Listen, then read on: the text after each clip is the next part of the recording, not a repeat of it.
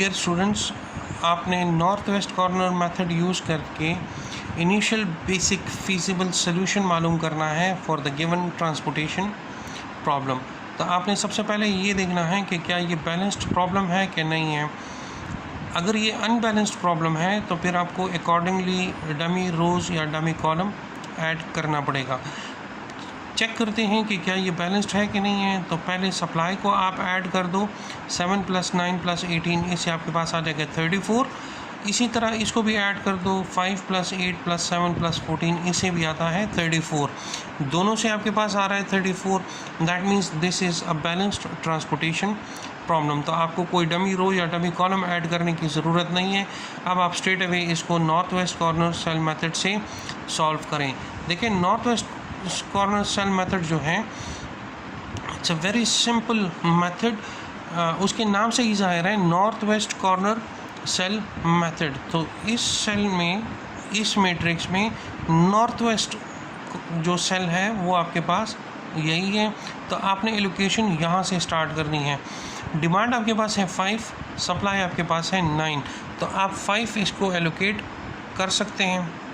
जब आप इसको 5 एलोकेट करेंगे तो ये 5 से 5 माइनस होके 0 आ जाएगा, और इस 7 से जब आप 5 माइनस करोगे तो आपके पास 2 बच जाएगा। अब ये 0 हो गया तो इस कॉलम को बाकी जितने सेल्स हैं उनको आप क्रॉस कर दोगे, उसको आप एलोकेशन नहीं करोगे। जो रिमेनिंग सेल्स हैं इसमें से नॉर्थ वेस्ट कॉर्नर सेल ये हैं, तो आपने इसको एलोकेशन करनी है।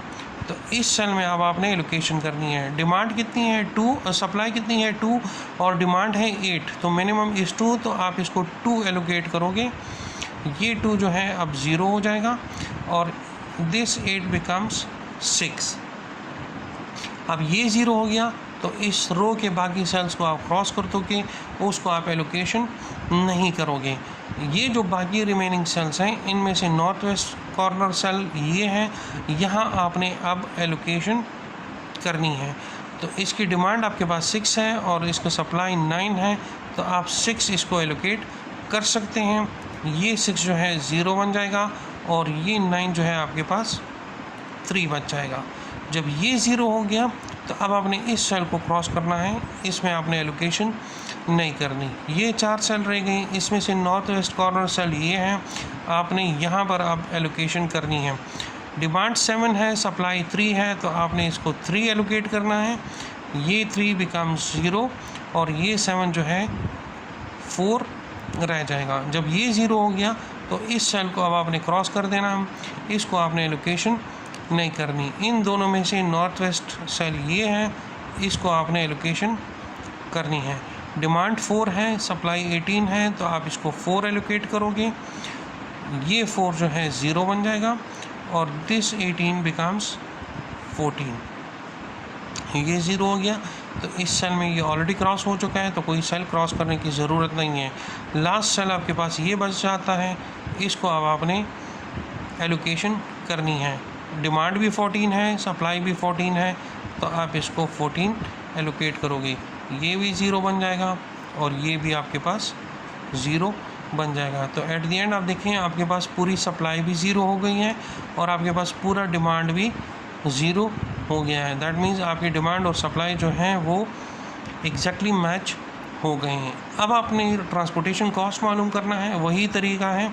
19 × 5 + 30 × 2 + 30 × 6। तो देखिए, पहली वैल्यू क्या है, 19 × 5, तो ये क्या आएगा, 19 × 5 प्लस सेकेंड वैल्यू है 30 × 2, तो ये आपके पास आ जाएगा 30 × 2 प्लस नेक्स्ट आपके पास कौन सी है, 30 × 6, तो दिस बिकम्स 30 × 6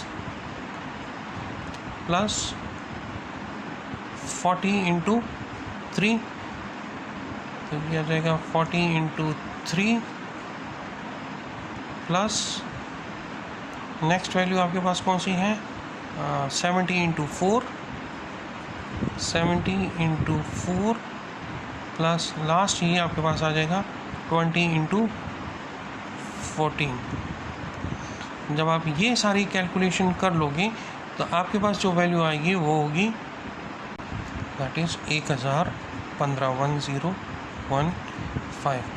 ये आपके पास जो कॉस्ट आई है that is the initial basic feasible solution of the given transportation problem using northwest corner method. Thank you.